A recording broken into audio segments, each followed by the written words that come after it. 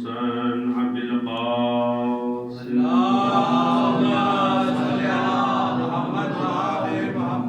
وعلى آل بيته الطيبين الطاهرين المعصومين المظلومين سيما على بقية الله في الأرضين أجورنا وأجوركم يا بقية الله الأعظم رواحنا لك الفداء أما بعد فقد قال الله تبارك وتعالى في القرآن المجيد وهو أصدق الصادقين وقالوا الحق بالحق بسم الله الرحمن الرحيم وإذ قلنا يا آدم اسكن أنت وزوجك في الجنة صلوات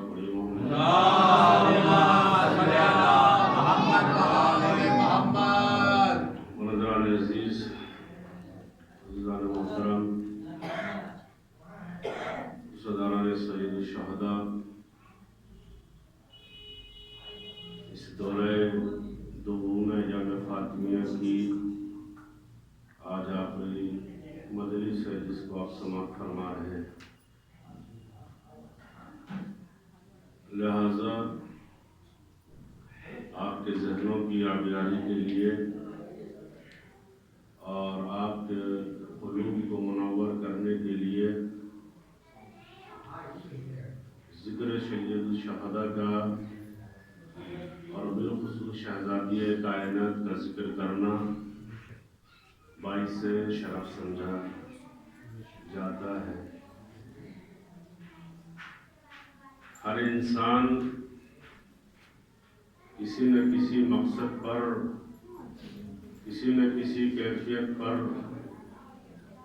اپنی زندگی گزارنے کے ساتھ ساتھ ایک ماحصل زندگی چاہتا ہے۔ ہر ایک چیز کی شروعات اور اس کا نتیجہ ہوتا ہے۔ کسی بھی کام کو شروع کیجئے تو نتیجہ بھی آپ کو حاصل ہوگا۔ یہ الگ بات ہے کہ نتیجہ اچھا ہو یا نتیجہ برا ہو۔ خالق ارض و سما، مالک کل زمین عرض اپنی مبارک کتاب قرآن مجید کے اندر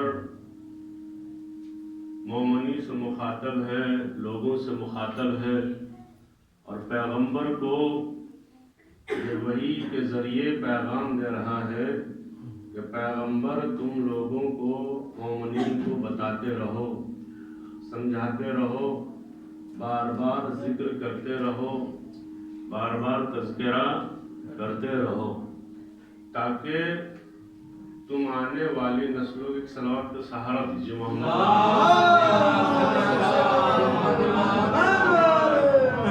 تاکہ تم آنے والی زندگی اور گزری ہوئی زندگی سے بہتر گزارنے کا سلیقہ پیدا کر سکیں۔ انسانوں کے لیے اپنے نبی سے پروردگار نے کہا کہ بتاتے رہیے، ذکر کرتے رہیے۔ وَإِذْ قَالَتِ الْمَلَائِكَةُ، خود جناب مریم کے لیے کہا گیا وَإِذْ قَالَ، کہ جو ہم اس گزرے ہوئے زمان ماضی کے لیے آتا ہے، دورے گزشتہ زمان کے لیے، قالت الملائکہ کہ ملائکہ آئے، انہوں نے یہ کہا مفصل بحث ہے، لیکن ذکر کے ساتھ ساتھ آپ لوگوں کو سمجھاتے رہے، بیان کرتے رہے۔ کس کا ذکر؟ جناب حوا کا ذکر، جناب مریم کا ذکر، حضرت آسیہ کا ذکر۔ یہ ذکر قرآن مجید کے، جہاں تک میں نے قرآن پڑھنے کا اور مطالعہ کرنے کا شرف حاصل کیا ہے، آپ بھی کبھی انشاءاللہ موقع ملے اور وقت اور ٹائم آپ کو ملے تو انشاءاللہ محظوظ ہو جائیے گا ان واقعات پر کہ جو اللہ نے قرآن کو جزو قرآن بنا کر پیغمبر کے ذریعے ہمارے لیے نجات اور آئیڈیل کے طور پر زندگی کو پیش کیا۔ جناب مریم کا ذکر، جناب حوا کا ذکر، جناب آسیہ کا ذکر پیغمبر سے کہا۔ کیا کہا پیغمبر سے؟ کہ تم ذکر کرتے رہو، بتاتے رہو، لوگوں کو بتاتے رہیے۔ اس کے بارے میں مریم کے بارے میں، جبکہ یہ حکم الہی 1400 سال سے جو ہمارے پاس ہے، اور جب قرآن نازل ہوا اس سے 2500 سال پہلے، 2500 سال پہلے جو واقعہ پیش آیا اس کو پروردگار عالم نے جزو قرآن کیوں بنایا، قرآن کا جز کیوں بنایا؟ جو 2500 سال پہلے جناب مریم کا واقعہ قرآن کے لیے بہترین سلیقے اور ادب اور قنوت کے ساتھ پیدا کیا گیا، تاکہ ہمارے لیے آئیڈیل ہو، ہمارے لیے نمونہ ہو، ہمارے لیے طرز زندگی ہو، افکار ہو کہ جناب مریم کا کردار کیا ہے، کیریکٹر کیا ہے، رہنے کا، زندگی کا، جینے کا، کس کی اولاد ہے۔ اسی طریقے سے جناب آسیہ کچھ کردار پیش کیے ہیں قرآن نے ہمارے لیے۔ مثلا امرأۃ فرعون کی بیوی یعنی حضرت آسیہ کا کردار ہمارے سامنے نمونہ، آئیڈیل زندگی، تاکہ ہم سمجھیں، تاکہ ہم اپنی زندگی کو بہتر بنائیں۔ کہ پیغمبر سے کہا کہ وَإِذْ قُلْنَا يَا آدَمُ اسْكُنْ وَأَنْتَ زَوْجُكَ فِي الْجَنَّةِ، یہ تم مفصل آیت ہے جناب مریم کے لیے، جناب حوا کے لیے، جناب مریم کے لیے مفصل آیت ذکر ہے۔ بحث میں بڑھانا نہیں چاہتا ہوں تاکہ بالکل کم وقت میں، وقت کی قلت ہے، مروز خاطر رکھتا ہوں، جلدی سے گزر جانا چاہتا ہوں۔ 4 نمونے اور آئیڈیل پروردگار نے پیش کیے، جناب مریم کا آئیڈیل اور نمونہ، جناب حوا کا، جناب آسیہ کا، جناب سارہ کا، یہ مفصل پورے واقعات ہیں۔ آپ قرآن مجید کو جب اپنی نگاہ سے مطالعے کے روح سے گزاریں گے تو آپ کو معلوم ہوگا، حیرت ہوگی کہ وہ حکم پروردگار عالم کہ جو پروردگار عالم نے انسان کی زندگی کو پورا نمونہ اور بیس بنایا کہ تم کو زندگی کیسے گزارنی ہے، جہاں پر ظالم ہو تو وہاں پر کیسے زندہ رہنا ہے، جہاں پر ظالم نہیں ہے تو وہاں پر آپ کو کیسے زندہ رہنا ہے، جہاں پر آپ مظلوم ہیں تو وہاں پر کیسی زندگی گزارنی ہے۔ توجہ چاہ رہا ہوں آپ کی خدمت میں ذرا سی بات کو آپ سمجھیے گا اور سوچئے گا کہ ظالم رہ کر زندگی گزارنا آسان ہے، مظلوم رہ کر زندگی گزارنا بڑا سخت ہے۔ لیکن ہر انسان چار دیواری کے اندر ظالم بن سکتا ہے، فرعون بن سکتا ہے، لیکن وہ اللہ قدرت، رب العزت، رب المالک، جو اس دنیا کو پیدا کرنے والا ہے، خالق ہے، ہم اور آپ کا مالک و مختار ہے، اس نے عجیب و غریب انداز میں قرآن کی شکل کو بنا کر ہمارے سامنے پیش کیا، جناب مریم کی زندگی کو پیش کیا اور حضرت آسیہ کی زندگی کو، پھر مقایسہ کیا ان زندگیوں میں۔ اگر آپ متوجہ رہیے گا ایک ایک جملے کے اوپر تاکہ جلدی سے گزر جاؤں، جناب مریم کا، جناب حوا کا، جناب حوا کی اگر آپ قرآن کی روح سے بات کی جائے کہ جناب حوا کا اسٹیٹس کیا ہے، مرتبہ کیا ہے، جناب حوا کون ہے؟ حضرت آدم کی زوجہ ہے اور ان کی بیوی ہے، شریک حیات ہے۔ کیا کہا اللہ نے قرآن میں؟ وَإِذْ قُلْنَا يَا آدَمُ اسْكُنْ أَنْتَ وَزَوْجُكَ فِي الْجَنَّةِ، کہ جاؤ تم دونوں آدم اور حوا کہاں پر جا کر ساکن ہو جاؤ، جنت میں جا کر ساکن ہو جائے۔ اللہ کا حکم ہے، اسکن، یہ آرڈر ہے، یہ امر کا صیغہ ہے، امر حاضر ہے، غائب نہیں ہے، یہ حکم ہے، اللہ حکم دے رہا ہے، آرڈر ہے کہ اسکن سکن سے بنا ہے، اسکن حاضر کا صیغہ ہے، اسکن جاؤ اور تم جنت میں جا کر اسٹے کرو، استقرار کرو، ٹہر جاؤ۔ یہ کس سے کہہ رہا ہے؟ اللہ حضرت آدم سے کہہ رہا ہے اور حضرت حوا سے کہہ رہا ہے۔ کون ہے حضرت آدم؟ کم سے کم سب آدمیوں پر، انسانوں پر اگر آپ ملاحظہ فرمائیں تو کچھ نہ کچھ احسان جناب حوا کا، حضرت آدم کا ہے۔ کم سے کم کچھ تو احسان ہے، کم سے کم ایک احسان تو ہے کہ آدم سب کے باپ ہے۔ غور کیجئے گا، آدم سب کے باپ ہیں، چاہے وہ یہودی ہو، عیسائی ہو، مسلمان ہو، شیعہ ہو، سنی ہو، بریلوی ہو، دیوبندی ہو، کوئی بھی ہو، لیکن کم سے کم یہ احسان ہے کہ حضرت آدم سب کے باپ ہے۔ تو جب سب کے باپ ہے تو حوا سب کی ماں ہے، تو کم سے کم یہ احسان تو ہے۔ اور پھر حضرت آدم کے لیے اللہ نے کچھ ٹائٹل رکھے کہ یہ آدم کون ہے۔ آدم کی تشریح اگر کی جائے، حضرت آدم کی سب سے پہلے نبی ہیں تو ان کی تشریح کی جائے، بیان کیا جائے، آدم کیا ہے؟ صفی اللہ ہے، نبی اللہ ہے، سب سے پہلے مخجود اور مسجود ملائکہ ہیں، یہ تمام اسٹیٹس ہیں. تو اتنا بڑا آدم، حضرت آدم تمام مخلوق کے والد محترم، والد ماجدہ گرامی، دونوں شوہر اور بیوی، یعنی جناب آدم اور جناب حوا، دونوں پوری عالم انسانیت پر کم سے کم یہ احسان ہے کہ وہ سب کے باپ ہیں. تو جناب آدم کو اللہ نے صفی اللہ بنایا، نبی اللہ بنایا اور مسجود ملائکہ بنایا، یہ تمام اسٹیٹس سب کا باپ بنایا. اتنے بڑے آدم سے بھی اللہ ایک جملہ، آپ نے متوجہ نہیں ہے ابھی شاید کے اوپر، ایک جملے میں پوری حضرت آدم کی زندگی کو سمیٹ دیا کہ تم مسجود ملائکہ ضرور، تم صفی اللہ ضرور، تم نبی اللہ ضرور، تم سب کے باپ ضرور، مگر تم کو جنت میں ساکن رہنے کا اختیار ہے، مالک بننے کا اختیار نہیں ہے. ایک صلوات پڑھیے محمد والے محمد. یا آدم وَإِذْ یا آدم اسکن، جاؤ ساکن ہو جاؤ. یعنی وہ تمام ٹائٹل اللہ نے جو جناب آدم کو دیا، حضرت آدم کو دیا، تم صفی اللہ ہو، مسجود ملائکہ ہو، وہ اپنی جگہ پر تم سب کے باپ ہو، مگر جاؤ جنت میں ساکن ہو جاؤ. مالک، بہت بڑا فرق بیان کر رہا ہوں آپ کی خدمت میں، ساکن اور مالک میں. جیسے آپ یہاں پر رہتے ہیں، آپ ساکن ہیں، مالک نہیں ہیں. سلوات کا سہارا دیجیے محمد.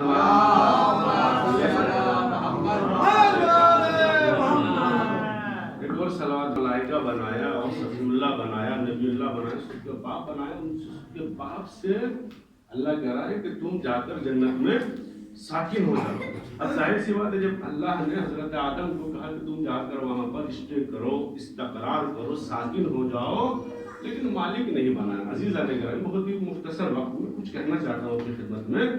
اگر آپ اپنے ذہن کو متوجہ رکھیں گے تو بہت محسوس ہوں گے، دل میں منور پیدا کرے گا، نور پیدا ہوگا آپ کے. کیا کہا اللہ نے کہ جا کر ساکن ہو جائیے. اب مالک نہیں ہے، کیونکہ اگر مالک ہوتے تو اللہ کہتا کہ نہیں تم صرف ملکیت نہ ہو. کوئی بھی آیت ایسی نہیں، ساکن کی آیت ہے. اسکن یا آدم اسکن، جا کر. اب جو بھی ساکن کے علاوہ مالک ہوگا، جو بھی، اب آپ کو ڈھونڈنا ہوگا جہاں اللہ نے ساکن کی نشاندہی کی وہاں پر مالک کی بھی نشاندہی کی ہوگی. ظاہر سی بات ہے، جہاں پر ساکن کی نشاندہی کی کہ تم جا کر ساکن ہو جاؤ، تو مالک اور خریدار کی بھی نشاندہی کی ہوگی. لیکن آپ سمجھیے گا، سوچیے گا اس بات کو کہ اللہ نے ساکن بنایا اتنے بڑے آدم کو، صفی اللہ، مسجود ملائکہ، وہ تمام اپنی جگہ پر فضیلت ہے، مگر ساکن بنایا، مالک نہیں بنایا. اب جو بھی مالک ہوگا وہ آدم سے با فضیلت ہوگا.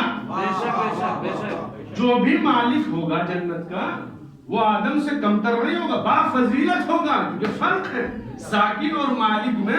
جیسے میں نے آپ کے سامنے عرض کیا، آپ یہاں شاکر منزل میں ساکن ہیں، مالک نہیں ہے. آپ یہاں پر آپ کو دیا گیا ہے کہ آپ یہاں پر رہیے. مالک کون ہے؟ رضا ٹرسٹ اس کا مالک ہے. آپ صرف ساکن ہیں. لہذا فرق ہے دونوں میں. ساکن رہنا اور ہے، مالک اور ہے. پراپرٹی کس کی ہے؟ آپ کی پراپرٹی نہیں ہے. میں اس سے اچھی مثال میرے پاس سامنے کی مثال ہے، بہت اچھی مثال ہے. پراپرٹی کس کی ہے؟ لہذا جنت کے مالک کو تلاش. ساکن تو آپ کو مل گئے، وَإِذْ يَا آدَمُ اسْكُنْ أَنْتَ وَزَوْجُكَ فِي الْجَنَّةِ، مل گیا آپ کو ساکن. مگر اب مالک کو تلاش کرنا ہوگا. اب جس قرآن نے ساکن کی نشاندہی کی، اس نے مالک کی بھی نشاندہی. اب سورہ میں اس آیت کو نازل کرنے کے بعد اللہ نے پورا وعدہ انسانوں کے لیے بیان کیا. بسم اللہ الرحمن الرحیم. وَجَزَاهُمْ بِمَا صَبَرُوا جَنَّةً وَحَرِيرًا، کہ ہم نے یہ جنت اہل بیت کو اور فاطمہ کو اور فاطمہ کے گھر والوں کو جزا میں دی. بِمَا صَبَرُوا، کس بنیاد پر دی؟ جنہوں نے صبر کیا. وہ کیسا صبر کہ اگر سائل دروازے پہ آیا، بہت روزہ ہے مگر لے جاؤ، اگلے دن دروازے پہ آیا، صابر. روزے کے اوپر اللہ نے اس صبر کے عوض میں جزاؤن بما صبروا، ہم نے تم کو صبر کے عوض میں بدلے میں. تو یہ تو بات بالکل کنفرم, دونوں آیتوں کو مقابلے میں رکھ کر دونوں فیصلے. اللہ نے ساکن بھی بنایا, مالک بھی نشاندہی کی, مالک بھی بنایا. اب جو دونوں کی نشاندہی ہے, ساکن اور مالک کی, دونوں کا مقابلہ ایک دوسرے سے کرنے کی ضرورت نہیں ہے. ساکن اپنی فضیلت رکھتا ہے, مالک اپنی فضیلت رکھتا ہے, مگر ساکن کو یہ اختیار نہیں ہے کہ کسی کو وہ جنت دے. ساکن کو یہ اختیار نہیں ہے, مگر مالک کو یہ اختیار ہے. وہ اس کی پراپرٹی ہے, جس کو چاہے جنت دے, چاہے جنت دے. سوال کریں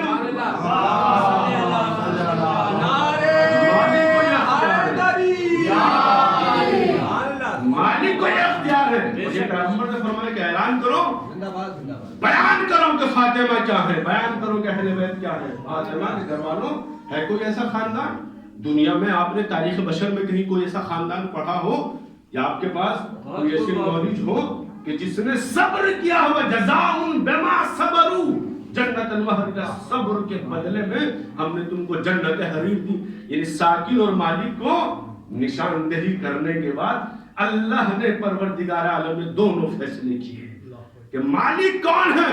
اور پھر سید اور نبی سے کہا کہ ہم اعلان کر رہے ہیں, باقی جو کام ہے, باقی جو اذکار ہیں, باقی جو ذکر ہیں, آپ بھی کچھ کیجئے. میرے نبی بتائیے, لوگوں کو مناقب بتائیے, فضائل بتائیے, کہ میرے نبی دنیا نہ چھوڑنا جب تک اعلان نہ کر دو.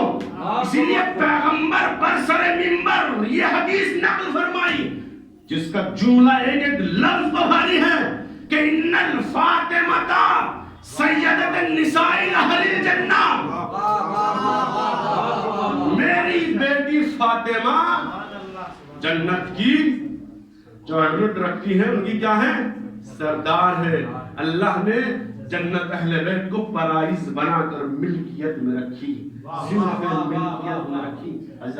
وقت نہیں ہے, وہ جلدی سے گزر رہا ہوں. ملکیت فاطمہ زہرا, اور یقین جانیے اگر اس کے اوپر دلیل ہو سکتا ہے کہ کوئی انسان ہے کہ دلیل کیا اس کے. دیکھیے حدیث کی جو مرتب کتابیں ہیں, ان تمام حدیثی کتابوں میں یہ واقعہ ذکر ہوا ہے کہ حسن اور حسین اپنی جب تک پیغمبر, جب تک بچپن ہے پیغمبر کے ساتھ ہے, پوری اس زندگی میں جو بچپنے کی زندگی کبھی فاطمہ سے سوال نہیں کیا. جب بھی سوال کرتے تھے, نانا ہمیں اٹھنے کی سواری کرنی ہے, نانا آپ ناکا بن جائے, ہمیں سواری کرنا, پیغمبر ناکا بن جائے, نانا ہمیں یہ چیز چاہیے. دیکھیے میں بالکل تاریخ کا وہ آخری حد آپ کو پیش کرنا چاہتا ہوں. کبھی فاطمہ سے کبھی سوال نہیں کیا, مولا کائنات سے نانا ہمیں یہ چاہیے, نانا یہ چاہیے, نانا یہ چاہیے, اور پیغمبر نے اس کو پورا کیا. مگر تاریخ اسلام میں ایک واقعہ ملا کہ جب فاطمہ سے سوال کیا, ایک تاریخ میں واقعہ ملا کہ جب شب عید آئی تو بچوں نے کہا ماں کپڑے. اب فاطمہ نے کہا کہ درزی لے کر آئے گا. یعنی حسن و حسین یہاں پر کپڑے کا ذکر نہیں کر رہے ہیں, بتانا چاہ رہے ہیں کہ پراپرٹی فاطمہ کی ہے. صلوات پڑھیے محمد والے محمد پر.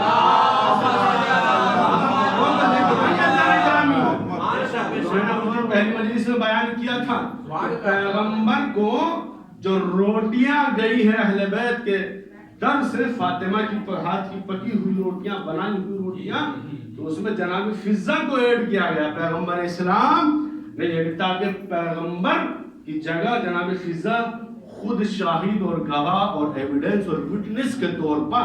اس کا مطلب یہ نہیں کہ پیغمبر نہیں ہو سکتے, نہیں, پیغمبر کو خریدار جنت میں نہیں رکھا. ورنہ ہر انسان آتا ہے, پیغمبر لاؤ جنت, حضور ہم نے نمازیں پڑھی ہے, لائیے جنت, ہم نے آپ کا کلمہ پڑھا ہے, لائیے جنت. ہر انسان پھر پیغمبر سے کہا کہ فاطمہ بتانا یہ چاہتے ہیں حسن و حسین کہ پراپرٹی کس کی ہے. اور اس کے بعد میں جب یہ درزی جنت آیا تو فاطمہ کے در پر آنے کے بعد اس نے کیا کہا, انا خیاط الحسنین, کہ میں حسنین کا درجی. بھائی تو اپنی اہمیت گھٹا رہا ہے, اپنا رتبہ, تو ملک جنت ہے, تو رضوان تیری پوش اس سے بہت اوپر ہے.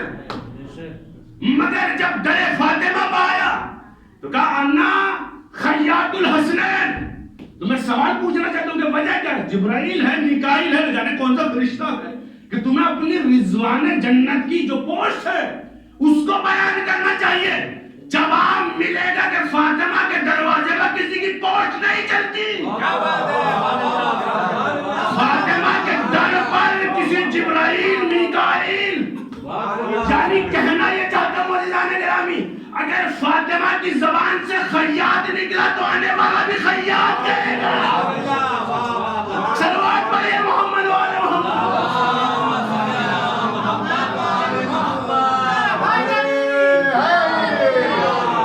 یعنی اگر فاطمہ نے کہا خیاط تو آنے والے پر ذمہ داری ہے. پتہ یہ چلا کہ مشیت الہی کے نام فاطمہ ہے.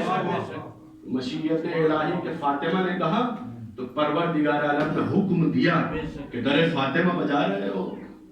لہذا سوچ سمجھ کر وہاں پر یہ مت کہہ دینا کہ میں رضوان جنت ہوں.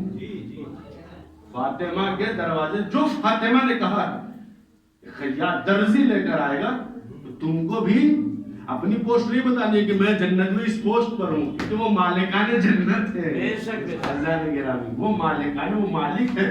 فاطمہ مالکہ ہے. جناب میں عرض کرنا چاہ رہا تھا آپ کی خدمت میں کہ جناب حوا کا ذکر کیا اور جناب آدم کا، تو مالک و خلقت و سنویت اور صنفیت میں اللہ نے ساکن بنایا اور اس کے بعد میں مالک کی نشاندہی کی کہ مالک کون ہے اور خالق کون ہے اور خالق کے ساتھ ساکن کون ہے.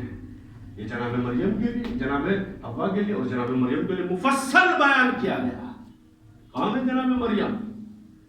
جناب مریم کے بارے میں اگر آپ تاریخ کے ان ورق کو الٹ کر اور اپنی بینائی کی اصل گہرائی اور نظریاتی تفکرات کو چھوڑ کر آپ پڑھیں گے جناب مریم کے لیے.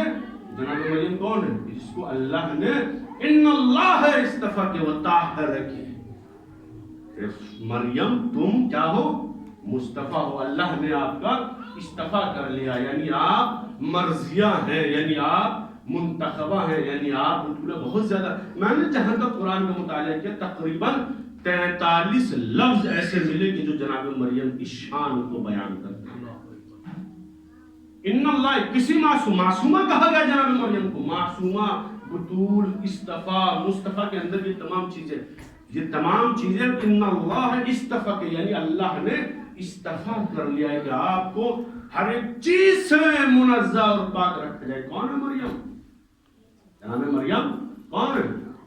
تاریخ پڑھے ہیں آپ، اس کے بارے میں مطالعہ فرمائے ہیں کہ جناب مریم کون ہے. جناب مریم پوچھنا چاہ رہا ہوں مہدی صاحب، کون ہے جناب مریم؟ مادر عیسیٰ. ان کی شادی ہوئی تھی، شادی ہوئی تھی جناب مریم کی. جواب ملے گا کہ نہیں؟ معصومہ ہے، نبی کی بیٹی ہے. باپ کا کیا نام ہے؟ عمران. پتہ یہ چلا کہ اللہ معصوم خاتون کو معصوم کے نطفے ہی سے پیدا کرتا ہے.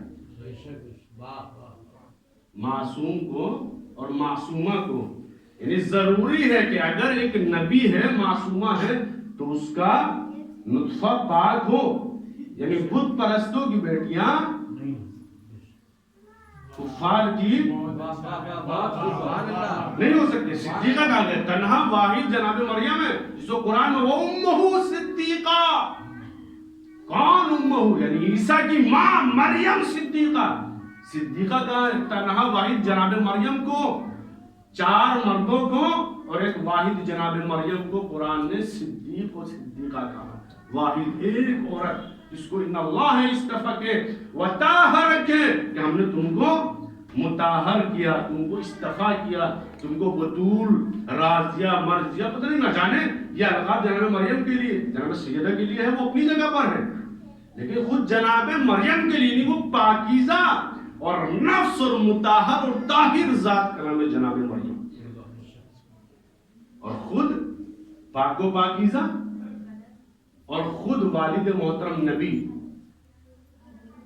عمران، اس ذات کی بیٹی اللہ نے بغیر شوہر کے اپنی قدرت کی، میں آہستہ سے بیان کروں کیونکہ یہ تاریخ ہے، بہت سمجھ کے بیان کرنی پڑتی ہے، اپنی قدرت کی بنیاد پر بغیر شوہر کے ماں بنایا. ایک تو پہلی تو بات یہ ہے کہ بغیر شوہر نہ مل سکا. جناب مریم کو کون شوہر ہے؟ کوئی نہیں. اور پھر شوہر جب نہ ملا، محبوب جب اس کی شادی نہیں ہوئی تھی جناب مریم کی، تو باپ بنانے کی کیا ضرورت تھی؟ اپنا قانون بھی توڑا، قانون خلقت توڑا، قانون عصمت کے لیے. دیکھیے یہ بھی یاد ہے کیا قرآن کا کیا قانون ہے؟ قرآن کا قانون ہے بسم اللہ الرحمن الرحیم، انا خلقنا من نطفۃ امشاج، کہ آج سے جو بھی بچہ پیدا ہوگا وہ ماں اور باپ سے پیدا ہوگا، دونوں سے مل کر بنے گا. کون ہے عیسیٰ کا باپ؟ قانون خلقت کا جو سبب ہے اللہ نے عصمت کے خاطر، اس کی وجہ کیا تھی؟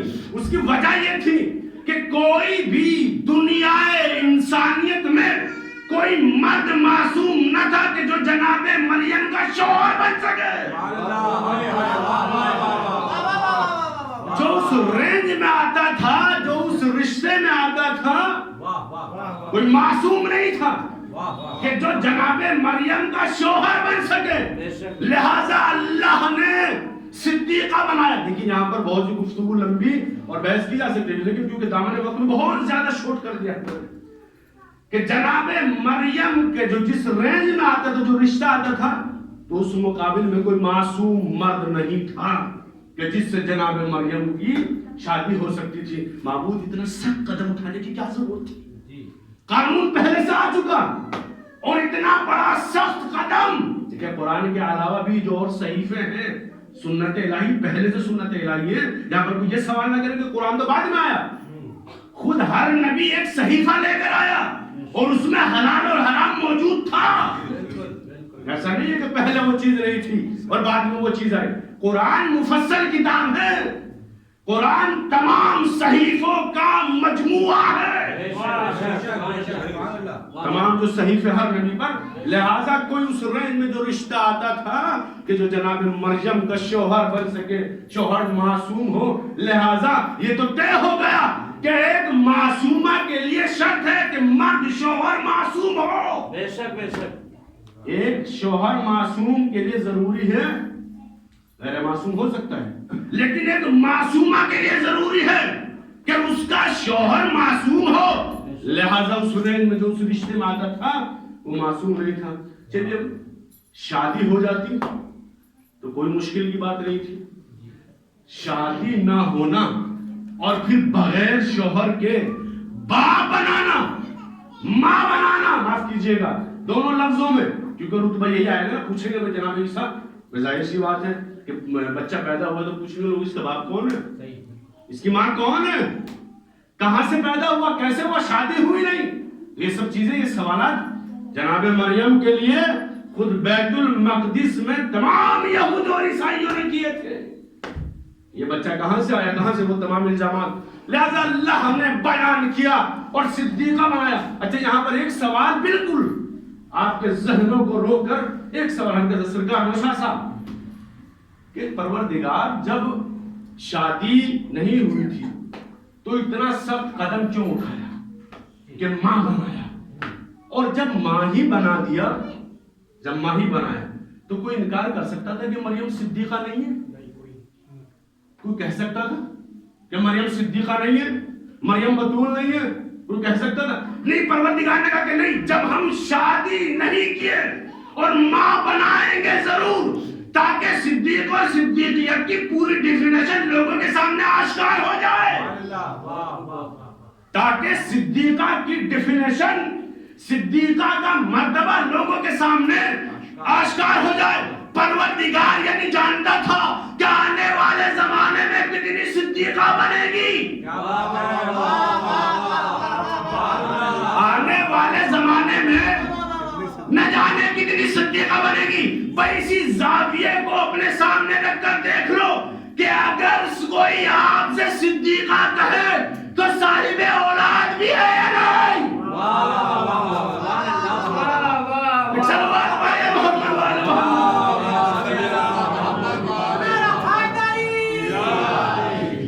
خوبصورت اشارہ ہے. واہ واہ واہ. آنے والے زمانے میں اللہ نے کہا کہ نہیں ہم ماں ضرور بنائیں گے. پہلے سے کوئی اعتراض کر سکتا تھا کہ مریم صدیقہ نہیں ہے؟ کوئی نہیں کر سکتا تھا. لیکن پروردگار نے کہا کہ نہیں، ہم خلقت خاصہ کے لیے، عصمت کے لیے اپنی خلقت کا قانون توڑ دیں گے، مگر یہ ثابت کریں گے کہ صدیقہ آنے والے زمانے میں کوئی کہے کہ صدیقہ ہے تو دیکھ لو اس آئینے اور اس زاویے میں کہ صاحب اولاد ہیں یا نہیں. کیونکہ وہ صدیقہ تھی، اللہ نے کہا کیونکہ معصومہ ہے، کیونکہ صدیقہ ہے مریم، صاحب اولاد ضرور بنائیں گے. آنے والے زمانے میں نہ جانے کس نسل کی، کس اعتبار کی، کس انسانیت کی، کس ظرف کی، کس معیار کی عورتیں مرد اپنے آپ کو کہیں کہ ہم صدیقہ ہیں تو دیکھ لو کہ صاحب اولاد بھی ہیں یا نہیں ہے، معلوم ہو جائے گا. کیونکہ اللہ نے بتایا کہ ہم صدیقہ اگر مریم کو بنا رہے ہیں تو صاحب اولاد بھی ضرور بنائیں گے. اگر کوئی یہ کہے کہ میں صدیقہ ہوں صاحب اولاد نہیں ہے تو اس کا مطلب کیا ہے کہ وہ اپنے آپ کو دروغگو ہے، وہ اپنے آپ کو جھوٹ ہے. خیر ایک صلوات کا سہارا دیجئے محمد. جناب مریم، جناب عیسیٰ پیدا ہو گئے. جب پیدا ہو گئے تو جناب مریم نے اللہ کی بارگاہ میں دعا کی، معبود کیونکہ میں بھی معصومہ ہوں اور میرا بچہ بھی معصوم ہے، اب جو ہم چیز کھائیں گے تو دنیا کی پتہ نہیں معلوم ہے نجیس ہے پاک ہے، رہنے والا دینے والا، کیونکہ قوم تو پوری بائیکاٹ کر چکی ہے، ہم کیا کریں. تو جناب مریم نے دعا کی، اللہ نے دعا کو قبول کیا اور اس کو جو 2500 سال پہلا واقعہ ہے قرآن کو جز قرآن بنا کر بھیجا، قرآن کا جز، قرآن کا دل بنا کر بھیجا. اور اس کے بعد میں جو جناب مریم نے کہا تھا پروردگار عالم سے کہ پروردگار میرے لیے جنت سے کھانا پینا، جو مجھے گزارشات ہے، جو مجھے چاہت ہے، جو میں چاہتی ہوں، جو مجھے ضروریات زندگی ہے وہ بھیجے. تو اللہ نے اس کو جزء قرآن بنا ایک فقہ آیت کا ہے. اس کے بعد تمام ربط مسائل کے لیے کافی ہوگا. کیا کہا؟ وَكَانَا يَأْكُلَانِ الطَّعَامَ، کہ یہ دونوں ماں بیٹے، جناب مریم دعا کی تو اللہ نے دعا کو قبول کیا کہ یہ دونوں ماں بیٹے مریم اور عیسیٰ یہ کھانا کھاتے تھے، یہ کھانا کھاتے تھے. وہ کام میں پوری بحث چھوڑ دوں کیونکہ بالکل دامن وقت میں گنجائش نہیں، بس تھوڑا سا آپ کو رخ دینا چاہتا ہوں، بالکل ایک رخ میں پوری مجلس اپنی، بہت زیادہ وقت ہو گیا ہے، بالکل ختم کر رہا ہوں، بس آخری جملہ آپ کی خدمت میں عرض کر رہا ہوں. وَكَانَا يَأْكُلَانِ، پوری آیت کی مفصل بحث میں نے چھوڑ دی، بس ایک فقرہ آپ کے سامنے بیان کر رہا ہوں اور اسی کے ذہن میں 2-3 باتیں. کیا کہا؟ وَكَانَا يَأْكُلَانِ الطَّعَامَ، کہ یہ ماں بیٹے مریم اور مریم اور ان کا بیٹا جو عیسیٰ ہے یہ کیا کرتے تھے؟ کھانا کھاتے تھے. وَكَانَا وَأُمُّهُ صدیقہ، اس سے پہلے آیت کا فقرہ. أُمُّهُ صدیقہ کون؟ یعنی عیسیٰ اور مریم کیا ہے؟ صدیق اور صدیقہ ہے. یعنی کم سے کم جو صدیق اور صدیقہ ہے، کم سے کم ان کی کیفیت اور کنڈیشن یہ ہے کہ وہ جنت کا کھانا کھاتے ہیں. کیا بات ہے، واہ واہ واہ واہ واہ. بالکل سب بات کو چھوڑ دیا، اس کے بعد ربط مسئلہ. کم سے کم ان کی کیفیت یہ ہے کہ وہ جنت کا کیا کھاتے ہیں؟ کھانا. وَكَانَا يَأْكُلَانِ الطَّعَامَ، اب جو بھی اپنا آپ کو صدیق اور صدیقہ کہے تو اس کو یہ ثابت کرنا ہوگا کہ تمہارے لیے جنت سے کھانا آیا کہ قرآن آپ کی سمجھ میں آ رہا ہے. وَكَانَا يَأْكُلَانِ الطَّعَامَ، کہ وہ دونوں وَأُمُّهُ صدیقہ، وہ دونوں یعنی کون دونوں؟ مریم اور ان کا بیٹا عیسیٰ صدیق و صدیقہ ہیں. اور کم سے کم کوالٹی یہ ہے کہ جنت کا کھانا کھانا، کھانا جنت کا کھاتے ہیں. تو شوق سے کسی کو جو کہو، جو بننا ہے بناؤ، جو کہنا ہے کہو، مگر ثابت کرنا ہوگا کہ جنت سے کھانا آیا کہ نہیں، جنت سے کھانا آیا کہ نہیں. اب تو یہاں پہ مولانا پھنس جائے گا، یہاں پر پوری طرح سے پھنس جائے گا کہ جنت سے کھانا. ارے بھائی صاحب ہم تو ابھی تک جنت مانگ رہے ہیں، کھانے کی تو دور کی بات ہے. یا اللہ جنت دکھا، یا اللہ جنت دکھا، یا اللہ جنت دکھا، ابھی دیکھی نہیں ہے. اور فرما رہے ہیں ابھی دیکھی نہیں کہ جنت دکھا. اور مفصل بیان سے کہ کم سے کم صدیق و صدیقیت کی کیفیت یہ ہے، کنڈیشن یہ ہے کہ معاملہ یہ ہے معصوم و معصومیت کا کہ وہ جنت کا کھانا کھاتے ہیں۔ اس کا مطلب یہ ہے وَكَانَ أُمُّهُ صِدِّيقًا کہ یہ مریم اور عیسیٰ جو صدیق اور صدیقہ ہیں سچے ہیں، یہ کیا کرتے ہیں؟ کھانا کھاتے ہیں۔ وَكَانَ يَأْكُلَانِ الطَّعَامَ کہاں کا کھانا کھاتے ہیں؟ جنت کا کھانا کھاتے ہیں۔ اب اس کے علاوہ اگر کسی کو کہیں گے تو ثابت کرنا ہوگا کہ جنت سے کھانا آیا کہ نہیں۔ اب آپ اس جملے پر غور کیجئے گا جہاں پر کمال کر دیا پروردگار عالم نے، اور آپ بھی محسوس ہو جائیے گا کیا کہ اللہ نے ساکن مالک ساکن بنایا، حضرت آدم کو مالک بنایا، فاطمہ کو کھانا کھلایا، مریم اور عیسیٰ کو کھانا کھلایا، مریم یا عیسیٰ کو۔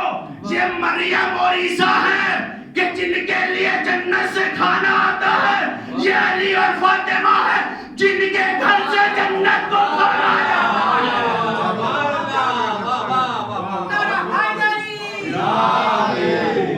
مریم ہے، مریم اور عیسیٰ جن کے لیے جنت سے کھانا آتا ہے۔ اور اللہ نے دونوں آیتوں کو مقابل میں رکھے، مقابل میں رکھنے کے بعد ایک مصرع دوسرے مصرے پر منظم کیا۔ جب مریم اور عیسیٰ نے کھانا کھایا تو اللہ نے کہا، کیا کہا اللہ نے؟ وَكَانَ يَأْكُلَانِ الطَّعَامَ یہ دونوں کھانا کھاتے تھے، یاکلان الطعام، مگر جب فاطمہ اور علی کے گھر سے کھانا گیا تو کہا وَيُطْعِمُونَ الطَّعَامَ یہ کھلاتے ہیں جنت کو، یہ لے جاؤ۔ وَيُطْعِمُونَ الطَّعَامَ یہ اطعام کرتے ہیں، یہ کھانا کھلاتے ہیں۔ تو پتہ یہ چلا کھانا اور ہے، کھلانا اور ہے۔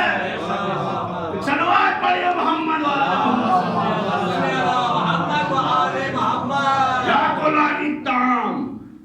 یہ کھانا کھاتے تھے۔ اور جب علی و فاطمہ کی باری آئی تو کہا وَيُطْعِمُونَ الطَّعَامَ سورہ دہر عَلَىٰ حُبِّهِ مِسْكِینًا وَیَتِیمًا وَأَسِیرًا فصل ہے۔ وَكَانَ يَأْكُلَانِ الطَّعَامَ جس نے کھانا کھایا اللہ نے کہا کہ تم نے کھایا ہے، اور جس نے کھلایا ہے اس نے کہا کہ وَيُطْعِمُونَ الطَّعَامَ کہ تم نے کھانا اطعام کیا ہے۔ کھانے والے اور ہیں، کھلانے والے اور ہیں۔ بہت کچھ سناتا ہے جانے گا، وہ چیزیں چھوٹ گئے، انشاءاللہ پھر کبھی موقع ملے۔ اہل بیت کی قدر و منزلت، علی و فاطمہ کی قدر و منزلت، اسی لیے نہیں کہا گیا ہے فاطمہ کبریٰ اور صدیق اکبر۔ اب لفظوں کے کرب کو سمجھ رہے ہیں؟ صدیق اکبر کیا ہوتا ہے؟ فاطمہ کبریٰ کیا ہوتی ہے؟ فاطمہ کبریٰ یعنی مریم سے بڑی صدیقہ، صدیق اکبر یعنی عیسیٰ سے بڑے صدیق۔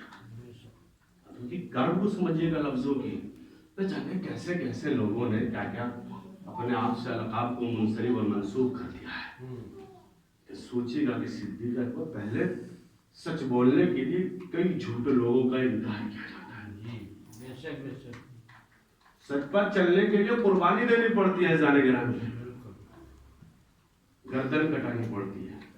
ایک سچ بولنے کے لیے نہ جانے انسان کا گھر بھی لٹ سکتا ہے، انسان کی اولاد بھی ذبح ہو سکتی ہے ایک سچ کے لیے۔ حق کڑوا ہوتا ہے مگر اتنا کڑوا نہیں ہوتا جتنا لوگوں نے بنا لیا ہے، ہوتا ہے وقتی طور سے۔ مگر یاد رکھیے گا اگر حق بولنا چاہتے ہو تو قوم آپ کا بائیکاٹ کرتی ہے،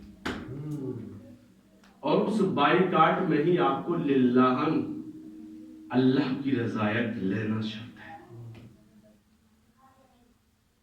آپ کے لیے نظریات اور فکر اور افکار یہ ہونا چاہیے کہ لوگوں کو خوش نہیں کرنا ہے، ہمیں وقت کے مولا کو خوش کرنا ہے، اللہ کو خوش کرنا ہے۔ اور مولا فرماتے ہیں کہ جو لوگوں کی خوشی چاہتا ہے اور یہ چاہتا ہے کہ لوگ مجھ سے خوش رہیں، اس کی حکومت زیادہ دن تک نہیں چل سکتی ہے۔ لہذا کئی ظلم کے مقابلے میں اپنے آپ کو بالکل تلوار کی طرح رکھنا پڑتا ہے. اور اگر آپ نے اپنے آپ کو تلوار کی طرح رکھا تو یقین مانیے زندگی میں شاید آپ کی قدر نہ ہو لیکن مرنے کے بعد ہو سکتی. قدر ہے، منزلت کیا ہے، آپ کس طریقے سے معاشرے میں زندگی گزار رہے ہیں. مانتے ہیں آج آپ ایک حق بات کہہ دیجئے، کل سے آپ کا بائیکاٹ شروع ہو جائے گا. کیوں؟ اس کی وجہ کیا ہے؟ وجہ ہے دور جہالیت، لا علم ہونا. علم نہیں ہے، سنتے نہیں ہیں، دیکھتے ہیں، آنکھوں سے دکھائی دیتا ہے. امیون سمون امیون بکون ہم لا یعلمون. دیکھتے ہیں آنکھوں سے مگر دیکھ کر کیا کرتے ہیں؟ اندیکھا کر دیتے ہیں. سنتے ہیں لیکن اللہ نے بھی کہا کہ ہم نے ان کی آنکھوں پر کانوں پر تالے لگا دیے ہیں. آئیں گے ہمارے پاس بولیں گے نہیں ہم نے سیدہ پر ظلم نہیں کیا ہے، نہیں ہم نے تحریر نہیں پھاڑی ہے، وہ اس وقت وہاں تھا. اللہ پھر جا کر ان کی ریورس میں فلم چلائے گا. ریورس میں کیا یہ کون زہرا پر ظلم کرنے والا ہے، کون امام حسن پر ظلم کرنے والا ہے. کسی نے دروازہ گرایا، کون دروازے پر جمع ہوا، کسی نے شہزادی کو تلوار کا دستہ مارا، کسی نے شہزادی کے بازو پر حملہ کیا. سب یہ ریورس میں دکھایا جائے گا. انتظار منتظر رہنا کہ سیدہ پر ظلم. یقین رکھو عزاداروں کہ اپنے بچوں کو قاتل ضرور بتا کے جایا کرو. قاتل سیدہ کا کون ہے؟ نہیں تو آپ سیدہ کے حق میں ظلم کرنے والے ہو سکتے ہیں. یہ حدیث کا فقرہ ہے جو میں نے آپ کے سامنے عرض کیا ہے. قاتل کون ہے؟ اتنا ظلم ہوا شہزادی کے اوپر. آپ مسلسل مجالس میں مصائب سن رہے ہیں، دیا فرما رہے ہیں، مگر آپ سوچئے گا ذرا، ناموس پر حملہ کیا جائے اگر کسی انسان کی، کسی فرد کی، تو اس شوہر کی کیا کیفیت ہوتی ہے، اس کی کیا حالت ہوتی ہے. کسی کی ناموس پر کسی گھر پر حملہ کیا جائے اور وہ انسان خاموش رہے. عزیزان گرامی، وقت کا تقاضا ہے کہ خاموش رہا جائے تو اس انسان پر کیا گزرے گی، کیا سوچیں گے کہ ناموس پر حملہ ہو، کوئی در پر لکڑیاں لے کر آیا آپ کے در پر. سوچیے گا ذرا، رکھ کر محسوس کیجیے گا. دیکھیے مسائل کے لیے تصور شرط ہوتا ہے. عزیزان گرامی، کوئی دنیا کا ذاکر، کوئی عالم آپ کو رلا نہیں سکتا. تصور انسانیت میں آپ سوچیے گا خود کو رکھ کر کے، اگر ہم اس جگہ پر ہوں، اس مقام پر ہوں اور کوئی انسان آ کر ہماری ناموس پر حملہ کرے، کوئی آ کر انسان ہمارے گھر پر حملہ کرے اور وہ بھی اس کیفیت میں ہوں کہ حسن جیسے، حسین جیسے شہزادے موجود ہوں، زینب و ام کلثوم چھوٹے چھوٹے بچے ہوں، تو یہ بچے کیا کیفیت. روایت کے جملے ہیں، مقتل کے جملے ہیں. مقتل میں لکھا ہے کہ امام حسن علیہ السلام جب گلی سے، جب کوچے سے گزرتے تھے تو جب کچھ لوگوں کا ہجوم آتا تھا تو امام علیہ السلام رک جاتے تھے، ٹہر جاتے تھے. امام علیہ السلام رک جاتے تھے. مولا کیوں رکے ہیں؟ کائن میں مجھے کچھ لوگ دکھائی دیتے ہیں جو ہمارے گھر پر لکڑیاں لے کر، آگ لے کر آئے تھے. اجرکم اللہ. مولا کوئی غم نہ دے سوائے غم مظلوم کربلا سے. میں کچھ لوگ دیکھتا ہوں کہ دروازے پر آگ لے کر آئے تھے، لکڑیاں لے کر آئے تھے. مولا امام حسن علیہ السلام ہر گلی اور کوچے سے نہیں گزرتے تھے. اور واقعات تاریخ ارباب مقاتل میں لکھا ہے کہ امام حسن علیہ السلام کے سامنے خود شہزادی کو ضرب لگائی. شان میں گستاخی کی جانی. کیفیت کو سمجھیے گا، سوچیے گا زانے گرامی کہ وہ کیفیت سیدہ کی کیا ہوگی کہ بچے موجود ہوں اور قلفس تلوار کا دستہ سیدہ پر حملہ وار ہو، شہزادی کے بازو پر ورم آ جاتی ہے. روایت کے جملے ہیں کہ شہزادی ایک ہاتھ سے تسبیح پڑھتی ہے، دونوں ہاتھوں سے آپ بلند نہیں ہو سکتی ہیں. ایک ہاتھ کو زمین پر رکھتی ہے اور ایک ہاتھ کو اپنی پسلیوں پر رکھتی ہے. سیدہ کی پسلیاں ٹوٹ گئی. اجر و کمن اللہ مولا کوئی غم نہ دے سوائے غم مظلوم کربلا کے. یہ گریہ رکنا نہیں چاہیے جانے کا. آج آخری مجلس ہے, سالہ آئندہ کے لیے شاید آپ زندہ رہیں, ہم زندہ رہیں نہ رہیں, مگر آخری آج علی کو اور رسول کو پرسہ دینا ہے. کس کا پرسہ؟ سید عالمین کا پرسہ, جو خود ہر روز مجالس میں پرسہ لینے کے لیے آتی ہے. کبھی حسین کا پرسہ لینے آتی ہے, کبھی سکینہ کا پرسہ لینے آتی ہے, کبھی سید سجاد کا پرسہ لینے آتی ہے. آج اجڑی ہوئی ماں سیدہ کا پرسہ علی کو دیجئے گا. اجرکم من اللہ. اللہ اکبر. مولا کو قامنہ سوائے غم مظلوم کربلا کے. سنیے گازداروں, روایت کے جملے ہیں. ارباب مقاتی لکھتے ہیں کہ دنیا اسلام کی 3 مظلومہ ایسی ہیں کہ جن کو غسل دینے کے بعد چاہنے والے اور امام وقت روتے ہیں. ایک ذات کا, ایک شخصیت کا نام ہے سین سے سکینہ, ایک سین سے سید سجاد ہے, اور ایک سین سے سیدہ ہے. وہ کون سا ظلم اور وہ کون سی ظلم و استبداد ان 3 مظلومہ پر ڈھائی گئی ہے. سکینہ شام کا زندان ہے. سکینہ ہمیشہ روتی ہے, اپنے بابا کو یاد کرتی ہے, مگر ایک روز آیا کہ سکینہ کی شہادت ہو گئی. پھوپھی اماں اپنی بہن کو اسی لباس میں غسل دے دیا جائے. اب جو سید سجاد و زینب آوادی پھوپھی اماں سکینہ کے جسم سے کپڑے نہیں اترتے. اللہ اکبر. اجرکم من اللہ. کہ سکینہ کے بدن سے سید سجاد, مدینہ کا ماحول پورا شوب ہے. امام محمد باقر سید سجاد کو غسل دے رہے ہیں. آواز دی بابا کربلا کے بعد یہ سینہ اتنا زخمی ہے. اللہ اکبر. آخری فکرہ ہے, آخری جملہ ہے, جتنا گریہ کرنا ہے گریہ کریے گا.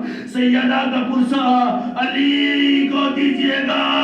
اور تیسرا مقام ہے سیدہ عالمیہ حضرت فاطمہ زہرا کا, کہ جب مولا کائنات غسل دے رہے تھے تو عجیب چیخ مارنا شروع کیا, ہائے سیدہ مجھے علی سے اس زخم کو چھپا کے رکھا. سیدہ کی تمام پسلیاں چگلا دور و طاقتوں نہیں ہے, تمام پسلیاں ٹوٹی ہوئی ہیں. سیدہ ہائے سیدہ, ہائے وا مظلومہ.